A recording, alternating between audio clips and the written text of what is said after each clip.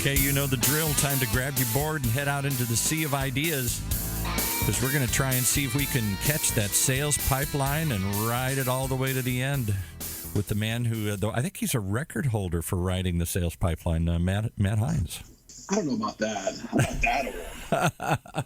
You picked it up early when that curl started to rise up out of the sea. Boy, you grabbed your board, started paddling, and you've just been riding it ever since. Well, what most people don't know about Seattle, if you think about Seattle, people think we're on the coast. Like we think, we're northwest, we're on the water. Yeah. We're on the sound. There is salt water outside of Seattle, but we're actually quite a ways away from what you would consider actual official ocean, where you would actually ride a pipeline. That said, we have not had 2 consecutive dry days here since before Christmas. Wow. See, there you go. Right. And, you would say, well, it's Seattle. It's Seattle. It's February. That's the deal. No, not like this. This is intense. So the sales pipeline is curling up in your front lawn right now. It's going down your street. You're scary close to the tree. So where we live outside of Kirkland, we're kind of at the base of a hill, and there is seasonal runoff that comes down the hill, and we've kind of channeled it into this little stream, and it's kind of nice. The kids kind of like it. They go out and put cars in it and stuff. Yeah. It is raging right now. Wow. I went out this morning before heading into the office, and it's nuts. So yeah, sun will come out eventually. I've heard potentially Sunday for 15 minutes or so, but 15 minutes or so. Yeah. Right. Well, hey, better you than me. It's I'm looking out. It's a little chilly out there today. It's probably in the low 60s today here. So I'm bundled up in SoCal. No, don't get me going on your beach drizzle again. We get back to that. Thanks, everyone, for joining us on Sales Pipeline Radio. Really appreciate everyone joining another episode. We are here every week live at 11:30 Pacific, 2:30 Eastern. And for those of you joining us live on the Funnel Media Radio Network, thanks so much for making us a part of your workday. If you have stumbled upon this episode, found us on the iTunes Store or Google Play or wherever fine podcasts are sold and available, thanks very much for joining us as well. Paul, I was just writing up, we're getting close to 200 episodes. We've been doing this over 4 years, and I was writing up some lessons and best practices from having done the podcast for so long. And I think part of the lesson for me is just consistency, right? Just having a process, having great guests like we do today, and just being consistent about doing it. Well, don't jump in and finish the book yet, because your guest has got some great insights, I'm told here. I know he does. And one of the things I was mentioning is just the importance of consistency and sticking with it.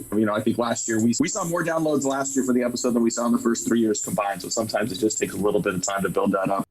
And if you want to check out some of those past episodes, the last 195 plus, you can check them out at salespipelineradio.com, where we're featuring some of the best and brightest minds in B2B sales and marketing today. Absolutely no different. Very excited to have with us David Keene. He's the founder and CEO of Big Tin Can. David, thanks so much for joining us today. Oh, Matt, you're welcome. So great to be here. Should we talk about surfing first? He sounds like he's got an Aussie or a New Zealand accent, so he must be well-versed in surfing down there. Matt, you got to be careful, Australians. We love the New Zealanders too, but we're slightly different. Having some fun. No, it's great. It's really great to be on the show. You guys do an amazing job. I think the information really helps everybody, and it's really great to be here. Well, so talk a little bit about Big Tin Can. You guys, your origins are in the smartphone industry, and you see you guys all over the B2B space now. Talk a little bit about the evolution of the company and what you guys offer the B2B sales and marketing today. Yeah, no problem. So as you can tell from my crazy accent, we actually did start in Australia in 2011, and we really started right when there was a confluence of really interesting technology changes affecting, we thought, every B2B buyer-seller interaction. That was this need for sellers to be better prepared and more informed when they work with a smarter and smarter buyer. If you think about the engagements folks have today in the B2B world, buyers are getting a lot prepared. They're getting educated by all the wonderful, marketing technology you often talk about, Matt, and they are often more prepared than ever before. And it was got to a point whereby many customer-facing sales teams just didn't have what it took to be prepared and ready to actually have a valuable conversation with that potential buyer.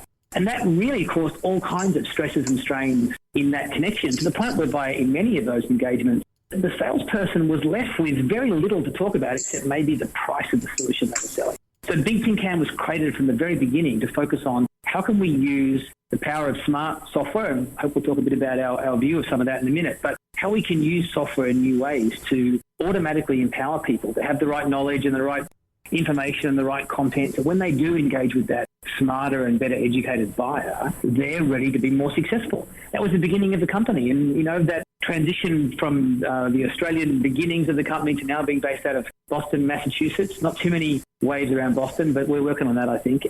We see that this opportunity is impacting every engagement pretty much in B2B today. Absolutely. Well, I think, we're seeing such an emergence of artificial intelligence and machine learning in sales and marketing. And I want to have you talk a little bit about, over the last 6 to 8 months, we've seen a lot more companies feel like it's accessible, something they can actually get their arms around and use. It seems to me that part of that is taking what we think of as big data and all this information out there and prioritizing the right data, prioritizing data that we can get access to quickly, that you can make a decision on and sort of hopefully continue to engage and mobilize the prospects. How do you guys think about that, and how do you take this big opportunity and make it real and make it right now for your customers? Yeah, I think it's really interesting the way you talk about that. And, a lot of technology that just does appear often has had years and years of work to kind of get it to that point. And we've seen something very similar happen with AI and machine learning type technology.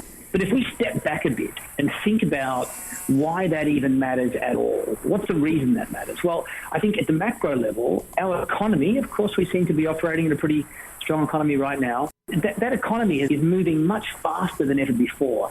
We expect our customer-facing workers in B2B and really in many parts of our economy to be able to engage with this smarter buyer. And after the wonderful Great Recession we had in 2008, a lot of the roles that we used to have that would provide some additional support and information and insights to that salesperson to help them get ready to actually work with a buyer, many of those roles are gone, and probably gone for good. So where we can think about this new approach with data science and AI and machine learning, whatever you call it, is that we can now start to use computers and software to be able to provide guidance and input to help that person get better prepared for when they engage with that smarter buyer. And that can have a pretty big impact in two areas. Of course, it's a fun story, guys, but I can remember the 1990s. It seems like a long time ago, but back in the 1990s, sales teams used to have assistants that would actually help the salesperson to be prepared and, ready to engage with their customer, give them access to new insights and information, maybe do some bit of research for them, so they could focus on the relationship and the connection they had to make with that buyer. And we fast forward to today again, those roles are no longer there. So this AI, this machine learning approach can now actually help guide a salesperson, help them get better prepared, help them to have the right insights and knowledge so they can have a better chance of closing a deal. And that sounds pretty straightforward, and certainly we're seeing that approach becoming, I would say, more and more understood as an inevitable future. It's something that, think of the way we use our smartphones today and those virtual assistants that we did not say their names on the radio because we'll have a whole lot of phones beeping up around the world. But, those assistants you use on your phone, the way you use them to give you guidance is absolutely the model that we see working for customer-facing B2B salespeople. But the second side of that, the other side of that coin, is actually really interesting to enterprise organizations.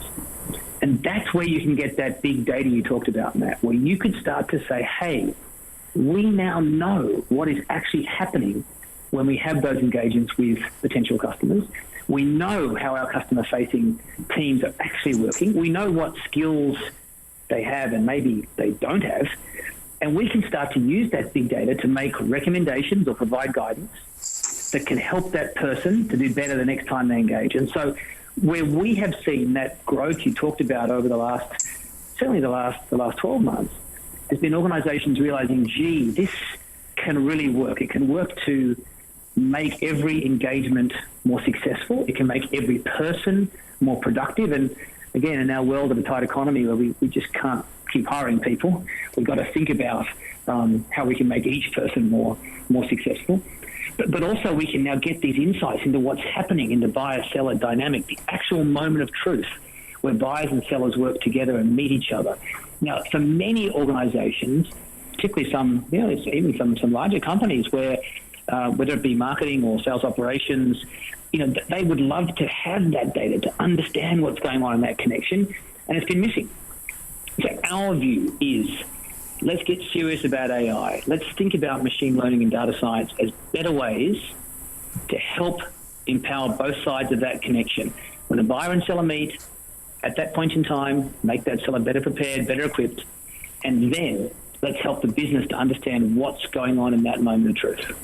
So we're talking today on Sales Pipeline Radio with David Keane. He's the founder and CEO of Big Tin Can, and lots of good insights into what the opportunity right now is with AI. And I think, David, you're talking a lot about this being a benefit to the sales organization. It seems like this can directly impact marketing campaigns. I also a lot of what you're talking about seems like it could be directly applicable and just as valuable to a product team, right? I mean, those insights and how you react to them, it can be done on a phone, in a meeting, in an email, in the product you're interacting with online or in mobile. Where do you see the most application? Is it in the sales environment, or do you see marketing and product usage of this as well? I think what we're seeing is the mega trend here is that marketing and product, they need to know what's happening when a salesperson meets a customer. And you guys can comment, but for almost as long as I can remember, the marketing and product organizations saw the sales engagement with the customer as this black hole. They could never see into it. They'd map out this process for lead generation and nurturing and moving a customer forward. And they'd have this lovely flow chart. And they'd get to the buyer meets the seller, and there'd be this little black box around it. And you'd hope that a good job was done. So what we see happening is these two things working together. We know that marketing groups and product groups need to know that the message they are diligently crafting, put huge effort into designing, is being relayed in the right way. Because if they know it is, and it's not working for some reason, the results aren't there, they can fine-tune their message. If they're always worried, gee, we did a great job with this idea and this approach, but I'm scared the sales team, messed it up when they present it to the customer, they're not sure if it's their message or it's the delivery of the message that's the problem. So we see an opportunity for the folks that are creating this view. They are building that message. They are crafting that content to have this insight into what actually goes on in engagement. But at the same time, we want to do that in a way where this approach to smart software is helping that salesperson to use it in the right way. And, we think we have a pretty unique time right now in our market where, again, back to what you said at the beginning of this conversation, the last year, the last 6 months, this is technology that is now practical to be implemented. And that means that you're going to see leaders in B2B, again, amongst other sectors, saying, right, it's time for us to differentiate before our competitors do. I agree. Well, we got to take a quick break, pay some bills. We'll be right back with more with David Keane from Big Tin Can. We're going to be talking about just helping marketers and sales professionals sort of embrace a more complex world as a way of differentiating. And I also want to find out how the heck he named his company. We'll be right back. Sales Pipeline Radio. How do you continue to drive predictable revenue in an increasingly unpredictable time? Creating a revenue growth engine is no small task, nor is it one that can be done overnight. And these days, it can feel harder than ever to hit your stride. So how can you overcome the obstacles? Read the new research report on the state of predictable revenue growth from 6 Sense and Heinz Marketing. Get it now at hub.6sense.com/PRG. That's hub.6 sense.com/PRG. Okay, back to our discussion about AI. And the good news is that no matter how smart the robots get, they're never going to replace us producers and engineers, because how else could we do shows like this? Well, you couldn't, and it's great that you bring that up, Paul, because in the blog post, I don't know when we're putting it up. It might be up tomorrow, might be up next week. Like one of the things, one of my lessons and recommendations is that you need a sidekick, right? I mean, you can have a co-host for the show.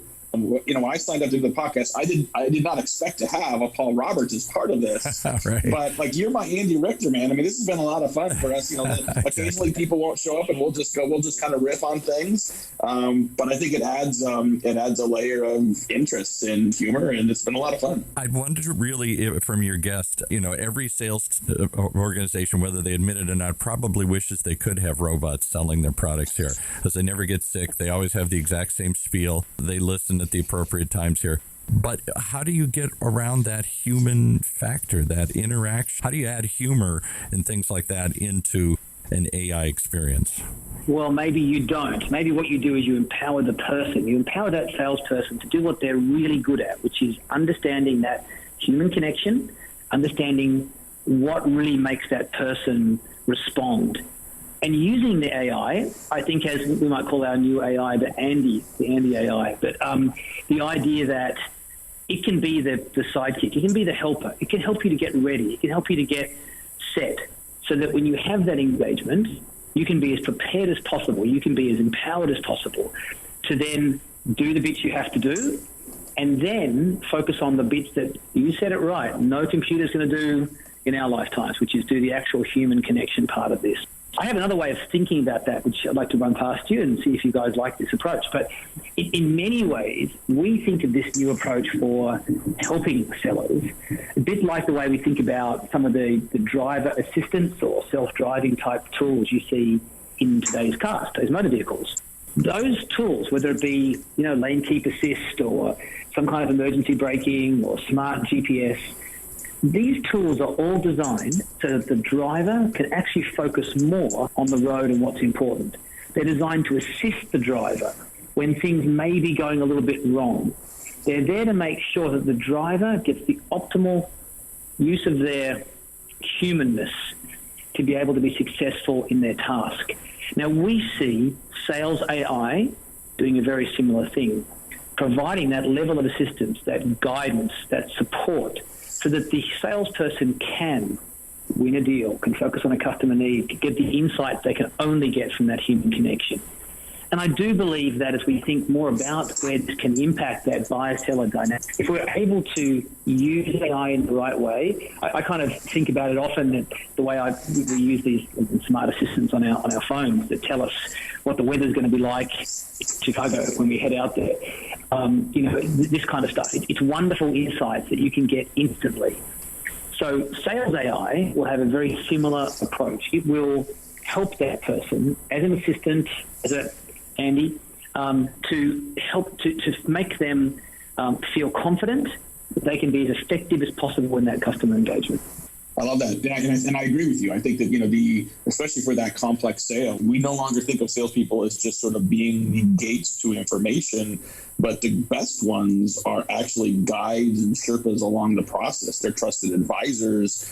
And I think that, it's certainly, I think artificial intelligence can sort of help translate some of what's going on in the market. But I think that, there's an awful lot of B2B selling to be very difficult to do without that human touch. Related to that, though, our guest today on Sales Pipeline Radio, the founder and CEO of Big Tin Can, David Keane. I wanted to ask you about the level of complexity that this implies about sales and marketing today. We talk to a lot of companies and CMOs and chief revenue officers, and they kind of wish that things were simple again. They kind of wish that they could just generate leads and send them to the sales team and just have a follow-up script. And, it could be that was never actually effective. What do you say to companies that look at this kind of opportunity, look at software like this, and they're trying to figure out how to, for lack of a better description, sort of embrace the discomfort of change and create an appetite for complexity that ultimately leads them to a very, very good place, but there's certainly a learning curve to get. Look, I think that's a really interesting question, and of course challenging, because we live in a very